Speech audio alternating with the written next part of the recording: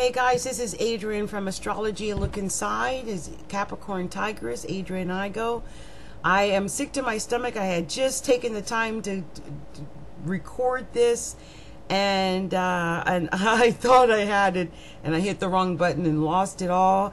And now I'm beginning to lose my ability to make the videos, because when it gets to be a certain time of the day, I start to fade out because of the sun, and I hope that these are recording so that you can actually physically see me. So I'm going to go ahead and discuss this one more time, and hopefully we will get this recorded this time. And what I'm doing is sharing information about the houses, and we'll be discussing the 12 houses of astrology and why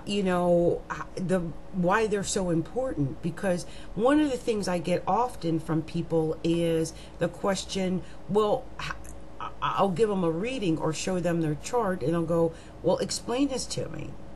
Well, it's hard for me to explain it to you from scratch, but what I'll do is I'll give you a general idea of what these houses are and what they mean. And so if you get a reading from me, or you come across this information, you can now know what these basic houses mean.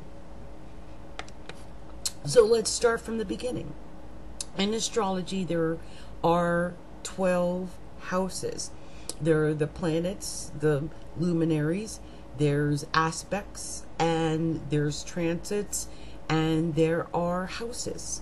And the houses are vital in determining the area in which certain things are happening in your life.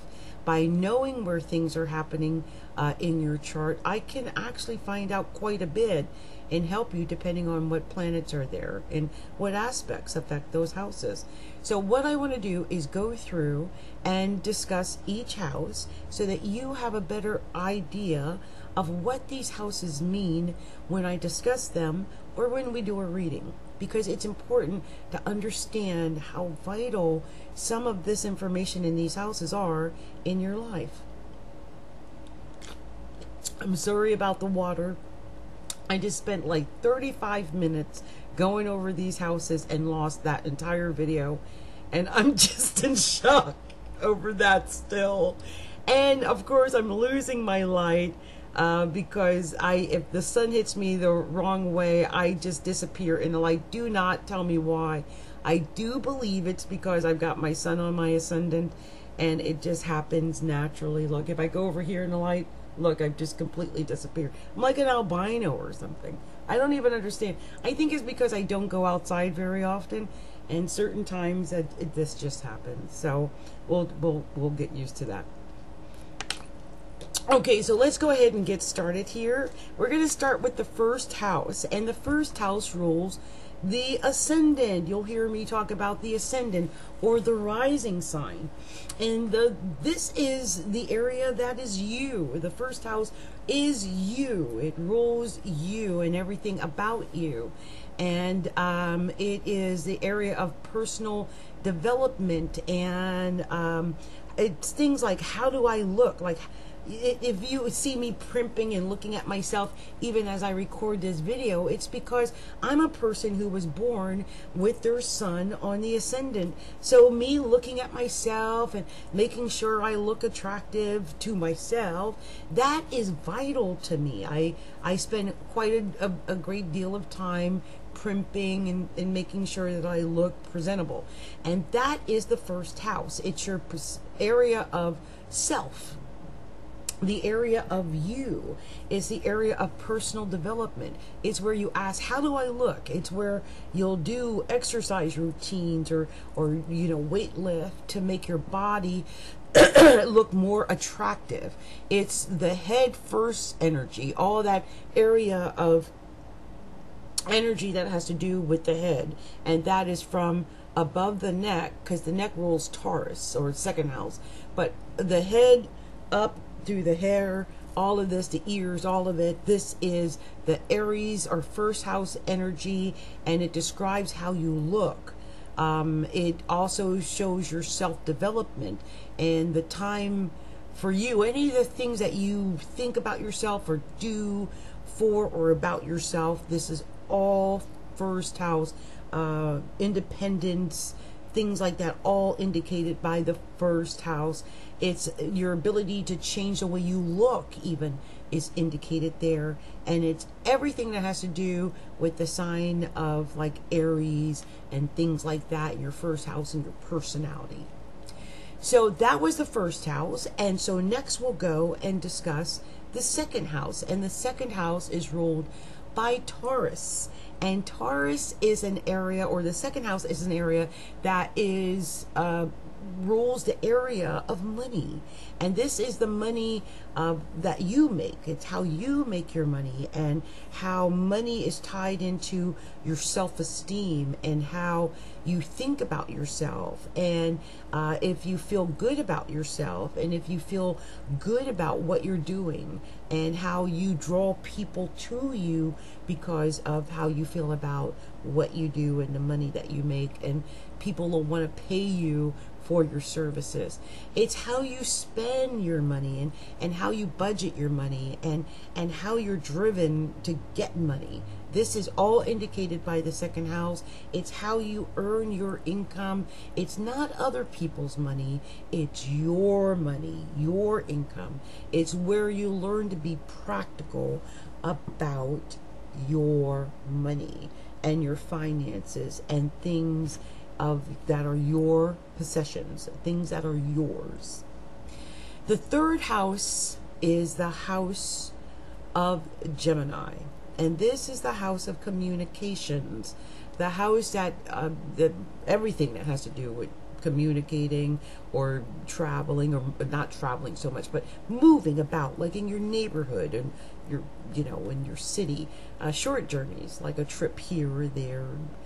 Any kind of short communication, like talking, emailing, texting, Instagramming, technology, any kind of that type of communicating, networking, negotiations, financial negotiations, anything that has to do around your neighborhood and the people that are around you, and even things like learning languages and communicating, actually physically talking with people.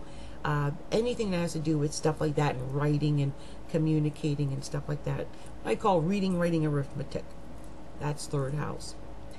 Driving cars, driving. Third house. That's third house.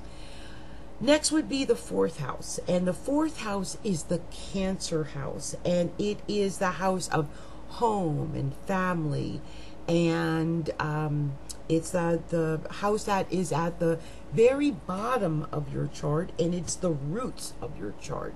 At the root of everything, there's that fourth house, and the planets are rooted down there, and they usually have to do with things that pertain to the home and the family and the mother and motherhood, and all things that have to do with like home life, those type of things. Next would be, and by the way, fourth house also deals with things like the emotions and nurturing yourself and others. So that's also important. Okay, next we'll deal with the fifth house. Okay, and the fifth house is the natural house of Leo. And this house rules children and romance and creativity and sports and acting and all expressions of creativity and shining and showing off and allowing yourself to shine. This is a house of like self-employment, the entrepreneur house. These are the bright, shiny people. This is the house of gambling and the house of romance and the house of like taking chances and like playing the lotto. This is a house of royalty and princesses and things like that. Taking a chance on life and gambling on life. This is very common for people with strong fifth house charts. The sixth house is the Virgo house, and it's the house that rules things like health and service and work and what's happening with your work and the redundancy of your work and contractions and like the people that you work with and the employees, like your co-workers and all the gossip and that type of thing. That's all sixth house. And like your service to others, like what you do to help others and like what you can do as far as helping and healing, and it has to do with your health. So, you know, hospital, like if you have a problem with your health, that could be indicated there. But a lot of times it indicates, if someone has a strong sixth house, that they'll work in a hospital at one point or another. Or they'll be at service, do service work, like administrative work or clerical work or something like that. Next is the seventh house. The seventh house is the house of marriage. It's the partnership house. It is the relationship house. It is the Libra house.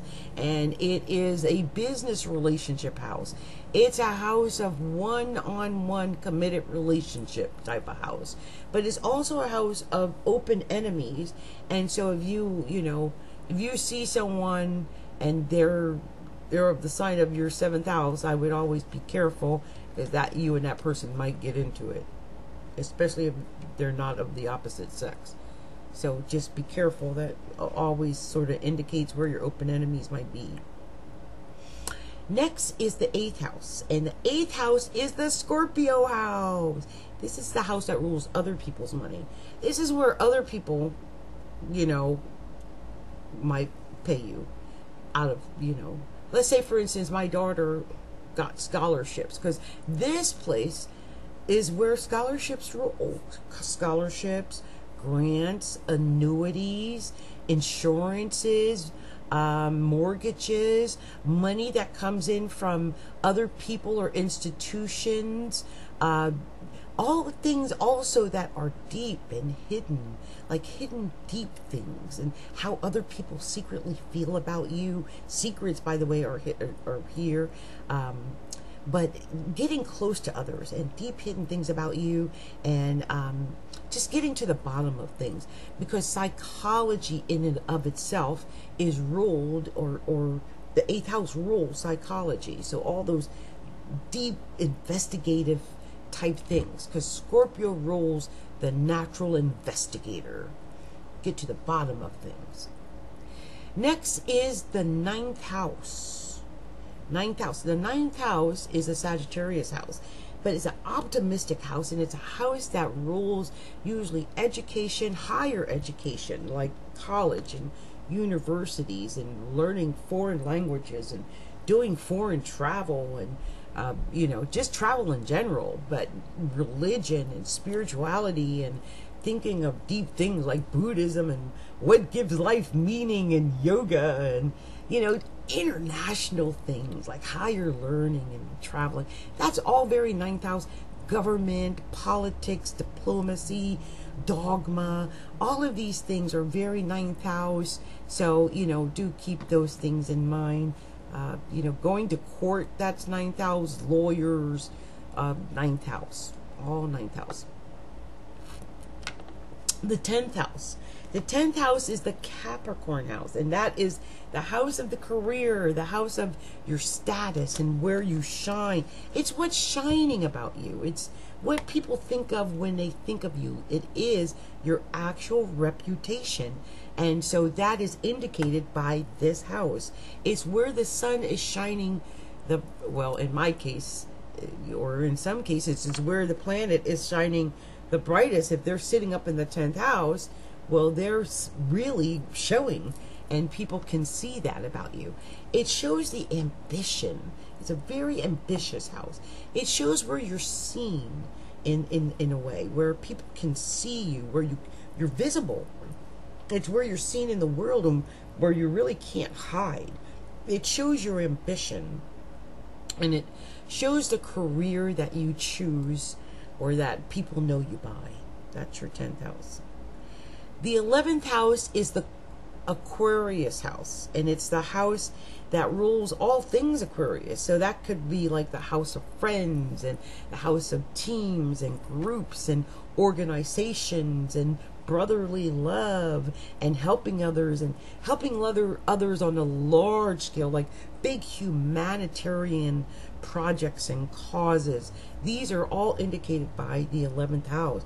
Being part of a big group or association, or like say an alumni association or the Rotary Club or the Lions Club.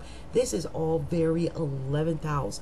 Hopes, dreams, wishes, friends, all indicated by the 11th house. Next is the 12th house, and the 12th house is the Pisces house, and the Pisces house rules all things that are done in secret, things that are done when you're alone. Usually, you know, sometimes people are in hospitals or in institutions or in prisons. It's one of those things that secrets are here. It's a very quiet, subconscious, inner type of energy. So it's where you find your inner strength, your inner subconscious mind, your inner learning and preparation, your intuitive and psychic abilities, and the secrets that you know and carry and hold for others. It can rule drugs and laboratories and pharmaceuticals, and it can rule having drug addictions and alcohol problems. So that is important. It's the things that we do in secrets. So kinky, you know, hidden things are also indicated here, and they often call it the house of self-undoing, because it's the things that we do subconsciously that lead to our downfall, but we continue to do them anyway. That's what this house is normally known for. Well, you guys, this was the 12th houses of Capricorntigress of astrology, a look inside. I hope that you saw some, you know, inner knowledge and reality in what I just said there, and those 12 houses. You can learn more by visiting me at astrologyalookinside.com, where I do have some training and information. My blog is there. Or you can join me on Facebook at Astrology A Look Inside, or at groups on Facebook at Astrology A Look Inside. I look forward to helping all of you. Much love and much light to all. Bye, everyone.